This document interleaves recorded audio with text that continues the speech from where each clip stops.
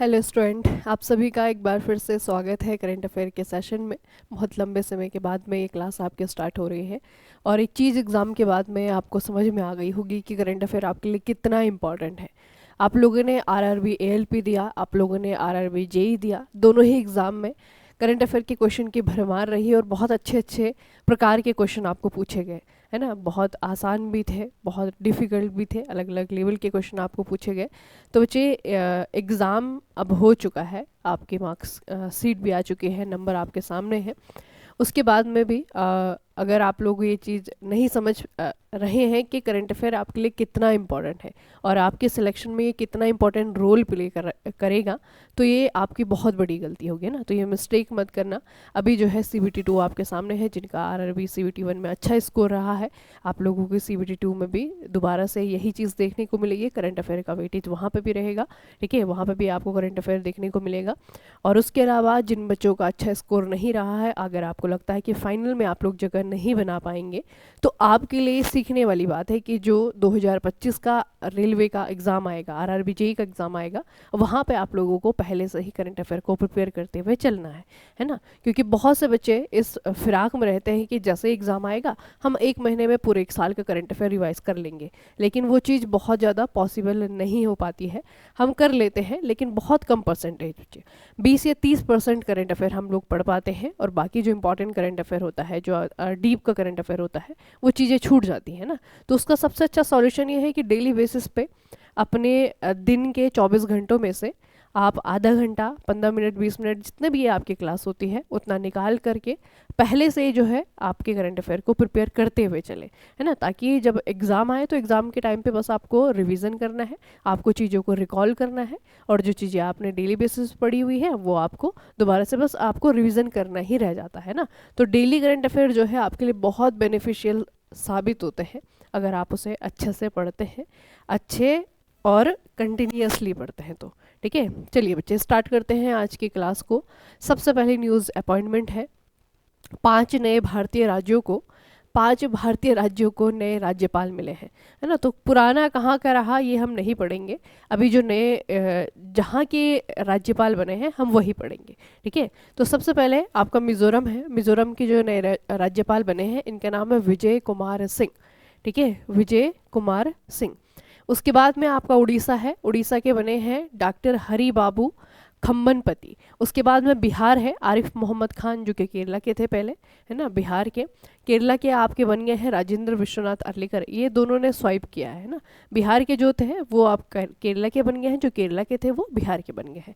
मणिपुर के बने हैं अजय भल्ला, ठीक है। तो एक बहुत इंपॉर्टेंट आपकी न्यूज़ है, 5 राज्यों में नए नए राज्यपालों की अपॉइंटमेंट हुई है, ठीक है। तो सभी जगह का बच्चे याद रखना, आपको एक एक करके किसी का भी पूछा जा सकता है, बिहार का कौन है, केरला का कौन है, इस तरीके से, ठीक है। तो इन 5 राज्यों के नए राज्यपालों के नाम आपको याद रखने हैं।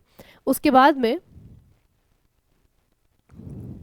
देखिए, अब जब राज्यपाल हम पढ़ रहे हैं तो राज्यपाल सिर्फ करंट अफेयर का टॉपिक नहीं है, राज्यपाल स्टैटिक जीके में भी, इंडियन पॉलिटी में बहुत इंपॉर्टेंट टॉपिक है।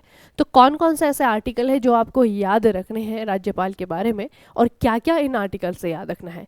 सबसे पहले है आपका अनुच्छेद 153, 153 में बच्चे आपका ये कहा गया है कि हर एक राज्य का एक राज्यपाल होगा, और 153 ही वो आर्टिकल है जो हमें बताता है कि एक व्यक्ति एक से ज़्यादा स्टेट का राज्यपाल हो सकता है, ठीक है। ये आपका 153 है। 155 में आपका राष्ट्रपति के द्वारा राज्यपाल की नियुक्ति की जाती है। 156 में राज्यपाल का कार्यकाल होता है 5 साल का। उसके बाद में 157 है राज्यपाल के रूप में नियुक्ति के लिए योग्यताएं क्या क्या है। भारत का नागरिक होना चाहिए, 35 वर्ष, ये बहुत इंपॉर्टेंट है, 35 ईयर की जो उम्र है वो पूरी की होनी चाहिए। आपका आर्टिकल 158 राज्यपाल के पद की शर्तें हैं। राज्यपाल संसद के किसी भी सदन या किसी राज्य के विधानमंडल के किसी सदन का सदस्य नहीं होगा। उसके बाद में है आर्टिकल 163, राज्यपाल की सहायता और सलाह के लिए मुख्यमंत्री की अध्यक्षता में एक मंत्री परिषद होती है। जैसे कि आपके राष्ट्रपति के आर्टिकल्स होते हैं, राष्ट्रपति के कार्य होते हैं, उसकी जो शक्तियाँ होती हैं लगभग जो है आपका सिमिलर होता है राज्यपाल के साथ में, ठीक है। तो ये आर्टिकल्स हैं जो कि राज्यपाल से रिलेटेड है, आपको याद रखने हैं। अगली न्यूज़ है बच्चे आपका, प्रधानमंत्री नरेंद्र मोदी ने केन बेतवा नदी जोड़ो परियोजना की आधारशिला रखी है। बहुत इंपॉर्टेंट न्यूज़ है, यहाँ से आपका जियोग्राफी के क्वेश्चन बनेंगे, नदियों के बारे में आपको क्वेश्चन पूछे जाएंगे। केन नदी कहाँ से निकलती है, बेतवा कहाँ से निकलती है, किसकी सहायक नदियाँ हैं, तो ये दोनों ही जो है केन और बेतवा ये दोनों ही यमुना की सहायक नदियाँ हैं। इन दोनों को लिंक किया जा रहा है, जोड़ा जा रहा है। ठीक है, क्यों किया जा रहा होगा? क्योंकि पानी का डिस्ट्रीब्यूशन जो है आपका ऐसी जगह में करने के लिए जहाँ पर कि सिंचाई की कमी है, जहाँ पर कि पानी की कमी है। ठीक है, तो प्रधानमंत्री नरेंद्र मोदी ने इनोग्रेट किया है, इंपॉर्टेंस बढ़ गई है।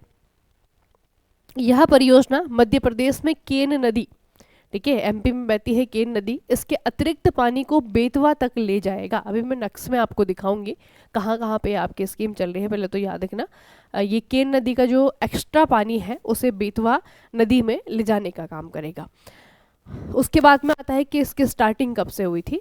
तो केन बेतवा परियोजना की परिकल्पना पहली बार 1995 में राष्ट्रीय जल विकास प्राधिकरण के द्वारा अध्ययन के बाद में की गई थी। 1995 में जो है इनिशिएटिव आपका शुरू हुआ था, अब जा कर के जो है आपका इम्प्लीमेंट हो रहा है।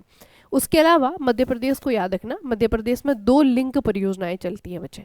ठीक है, एक तो अभी यही है जो इनोग्रेट की गई है।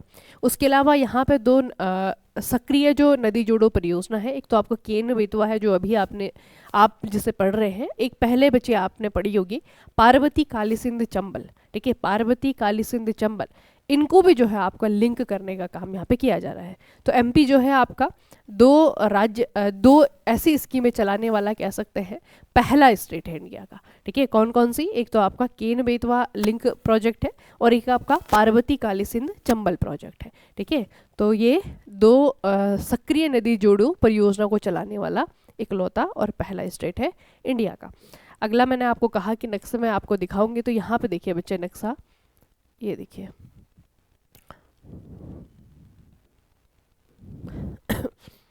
यहाँ पे देखिए, ये आपकी जो रिवर है ये है आपकी बच्चे बेतवा। ठीक है, ये आपकी केन रिवर है, ये देखिए। ठीक है, दोनों ही ऊपर जाकर के एक नदी से मिल रही हैं। ये नदी है आपकी यमुना नदी, दोनों ही यमुना की सहायक नदियां हैं। पहले तो ये अपने आप में बहुत इंपॉर्टेंट क्वेश्चन है। ठीक है, ये आपकी यमुना नदी है, दोनों ही जो है आपका यूपी में, उत्तर प्रदेश में ही जो बेतवा नदी है वो यमुना में मिलती है और यूपी में ही जो केन नदी है वो आपकी यमुना में मिलती है। ठीक है, इतना याद रखेंगे। इन दोनों को जोड़ा जा रहा है, अगर आप देखेंगे ये आपके लिंक कैनाल है बच्चे, इन दोनों को यहाँ से जो है आपका जोड़ा जा रहा है। ठीक है, तो दोनों को जोड़ने के लिए जो है आपका ये परियोजना इनोग्रेट की गई है। अब इसके बारे में क्या आपको बेसिक पूछा जाएगा, स्टैटिक पूछा जाएगा। सबसे पहले केन नदी के बारे में। केन नदी मध्य प्रदेश के जबलपुर जिले में कैमूर पर्वतमाला के उत्तर पश्चिमी ढलान पर अहिर गांव के पास से निकलती है। फिर आता है बेतवा के बारे में। बेतवा जो है आपका मध्य प्रदेश में होशंगाबाद नर्मदापुरम के ठीक उत्तर में विंध्य रेंज रायसेन से निकलती है। दोनों ही एमपी से निकलने वाली नदियां हैं, बेतवा भी और केन भी, दोनों ही यमुना नदी की सहायक नदियां हैं। केन के बारे में एक चीज याद रखिएगा, केन नदी जो है आपका पन्ना टाइगर रिजर्व से होते हुए गुजरती है। तो पन्ना टाइगर रिजर्व किधर है? ये आपका मध्य प्रदेश में है। दोनों ही नदियां एमपी की हैं, दोनों को जोड़ा जा रहा है। ठीक है, और दोनों ही जाकर के आपके यूपी में, उत्तर प्रदेश में ये आपकी मिलती है। कहाँ पे ये मिलती है? यमुना नदी में। ये जो आपकी नदी जोड़ो परियोजना है, इसका फायदा सिर्फ मध्य प्रदेश को नहीं होगा, याद रखना, इसका फायदा यूपी को भी होगा। ठीक है, तो मध्य प्रदेश और उत्तर प्रदेश को फायदा पहुंचाने के लिए ये नदी जोड़ो परियोजना इनोग्रेट की गई है प्रधानमंत्री नरेंद्र मोदी के द्वारा। ठीक है, अगली बच्चे इंपॉर्टेंट न्यूज़ है। फोर्ब्स ने हाल ही में दुनिया की 100 सबसे शक्तिशाली महिलाओं की 2024 की सूची जारी की है। अब इस सूची में कितनी भारतीय महिलाएं हैं, कौन कौन सी भारतीय महिलाएं हैं, यही आपके लिए इम्पॉर्टेंट न्यूज़ है। ठीक है, तो भारत की तरफ से जिन महिलाओं ने यहाँ पे जगह बनाई है उनमें आपकी 28वीं रैंक पे आई है निर्मला सीतारमण, बताने की आवश्यकता नहीं है कौन है, देश की फाइनेंस मिनिस्टर है। उसके बाद में रोशनी नदार मल्होत्रा है, इनको रैंक मिली है 81। ये कौन है? इनकी पोजीशन है चेयरपर्सन की। चेयरपर्सन कहाँ पे बच्चे? HCL टेक्नोलॉजीज का नाम आपने सुना होगा। ये जो है HCL कॉर्पोरेशन की CEO और HCL टेक्नोलॉजीज की चेयरपर्सन है। उसके बाद में दूसरा नाम आता है किरण मजुमदार शॉ का, इनकी रैंक 82 है और ये चेयरपर्सन है बाइकॉन की, फाउंडर और चेयरपर्सन है। ठीक है, तो ये जो 3 महिलाएं हैं इनकी पोजीशन याद रखना, मतलब कि ये कौन कौन से कंपनी की हेड है। ठीक है, और इनका रैंक, तो रैंक जो आपको पूछा जाएगा वो निर्मला सीतारमण का पूछा जाएगा, क्योंकि भारतीय महिलाओं में इनका सर्वोच्च स्थान है ना। तो निर्मला सीतारमण 28वें नंबर पे आई है फोर्ब्स की इस लिस्ट में। उसके बाद में हम देखते हैं कि दुनिया भर में कौन पहले नंबर पे है। अगर हम बच्चे दुनिया की टॉप की महिलाओं की यहाँ पे देखेंगे तो इसमें आपकी जो मैक्सिको की प्रेसिडेंट है वर्तमान में, क्लोडिया, ठीक है, क्लोडिया शिनबॉर्न, ये पहले नंबर पे है। दूसरे नंबर पे जो है आपकी यूरोपियन कमीशन की जो प्रेसिडेंट रही हैं उर्सुला वॉन देर लियन, पहले ये पहले पे थी, इस साल ये आपके दूसरे पे आ गई हैं, ये आपके दूसरे नंबर पे है। फिर आपकी क्रिस्टीना लेगार्ड है, इनका नाम आप लोगों ने बहुत बार सुना होगा, ये यूरोपियन सेंट्रल बैंक की हेड है, ठीक है, तो ये जो है तीसरे नंबर पे है। तो दुनिया की शक्तिशाली महिलाओं में भारत की तरफ से ये 3 महिलाओं का नाम याद रखना। इन तीनों की पोजीशन, मतलब ये कौन कौन सी कंपनी की मालकिन है, मालिक है, वो आपको याद रखना है। अब आते हैं छोटी छोटी खबरों पे। पहली जो आपकी छोटी खबर है वो अपॉइंटमेंट से रिलेटेड है बच्चे।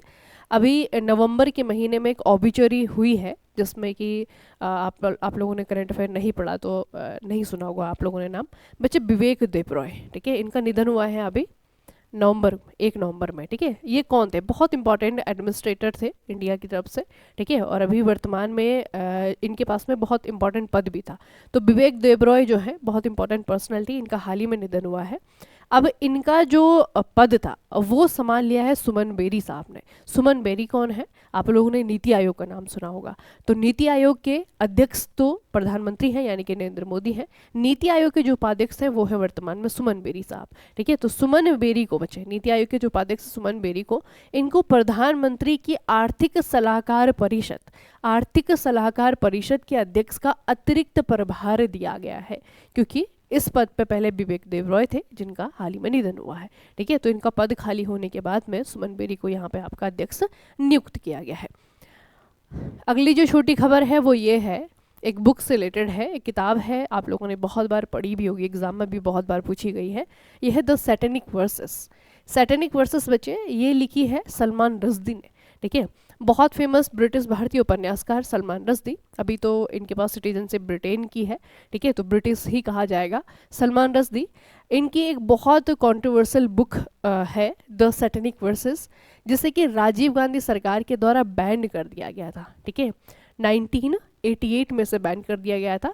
तो इसे जो है हाल ही में ओपन कर दिया गया है, ठीक है। भारतीय जो बुक लवर है, ठीक है, जो यहाँ पे इस मतलब जो किताब पढ़ने वाले लोग हैं उनके लिए जो है इसे भारत में वापस लॉन्च किया गया है, या फिर भारत में इसे जो है आपका जो इस पर बैन लगाया गया था वो हटा दिया गया है, ठीक है। तो ये जो है बच्चे आपका जो व्यक्ति है सलमान रश्दी, ये अपने आप में बहुत कंट्रोवर्शियल फिगर है। दूसरा जो है इनकी जो किताब है, अभी जो रिसेंट इन्होंने अपना एक मेमोयर लॉन्च किया था, किताब का नाम है द नाइफ, आप लोगों ने करंट अफेयर में बहुत बार पढ़ा होगा। तो द नाइफ नाम की जो इनका संस्मरण है, मेमोयर है, वो भी याद रखना, सबसे रिसेंट बुक है इनकी। और उसके अलावा इनकी बहुत पहले जो है सैटेनिक वर्सेस इन्होंने किताब लिखी थी 1988 में, राजीव गांधी सरकार के द्वारा इसे बैन कर दिया गया था इंडिया में, अब इससे जो है बैन हटा दिया गया है, ठीक है। तो इसके कारण ये आपकी चर्चाओं में रही। तो राइटर का नाम, किताब का नाम दोनों याद रखना बच्चे। अगला ये भी आपकी किताब है, किताब का नाम है धर्मनॉमिक्स, ठीक है, धर्मनॉमिक्स है, इसके लेखक है श्री राम बालसुब्रमण्यम, ठीक है, कुछ नहीं है किताब का नाम, राइटर का नाम। धर्मनॉमिक्स किताब का नाम है, लेखक है श्री राम बालसुब्रमण्यम, ये अभी आपकी हाल ही में लॉन्च हुई है, नई किताब है, ठीक है। उसके अलावा बच्चे ये आप जो पक्षी देख रहे हैं ना, इसके बारे में न्यूज़ है, ये आपका कौन सा पक्षी है? इसे कहा जाता है बाल्ड ईगल, ठीक है। ये जो पक्षी है ये है आपका बाल्ड ईगल, इसे यूएस का नया नेशनल बर्ड बना दिया गया है, ठीक है। तो याद रखेंगे इसे। बाइडन ने एक विधेयक पर हस्ताक्षर किए हैं जिसके तहत बाल्ड ईगल, गंजी ईगल को आधिकारिक रूप से अमेरिका का राष्ट्रीय पक्षी घोषित किया गया है, ठीक है। तो ये थोड़ा सा बच्चे आपको याद रखना है। तो ये जो है आपका ये है बाल्ड ईगल, ठीक है, कहाँ का? यूएस का। अभी यहाँ पे आपका बाइडन आया है, तो अभी तो आपको पता है कि यहाँ पे प्रेसिडेंट चेंज हो गया है ना, तो ये थोड़ा सा याद रखना है कि नेशनल बर्ड जो है आपका यूएस का, अमेरिका का कौन सा बन रहा है? ये आपका, ये है आपका बाल्ड ईगल। चलिए, तो ये जो है आपकी छोटी खबरें तो बहुत एक एक लाइन की हैं, आपको याद रहेंगी। जो 2 किताबें आप लोगों ने पढ़ी हैं, दोनों किताबों को याद रखना। वो पुरानी बुक है बच्चे, जो सैटेनिक वर्सेस है ना, बहुत पुरानी बुक है, वो आपको दोबारा पूछी जा सकती है क्योंकि चर्चाओं में है, तो याद रखना। और ये किताब जो है नई है, धर्मनॉमिक्स, ठीक है, धर्मनॉमिक्स, इसे लिखा है श्री राम बालसुब्रमण्यम ने। ये अभी आपकी रिसेंटली लॉन्च हुई है, इसे याद रखना, ठीक है।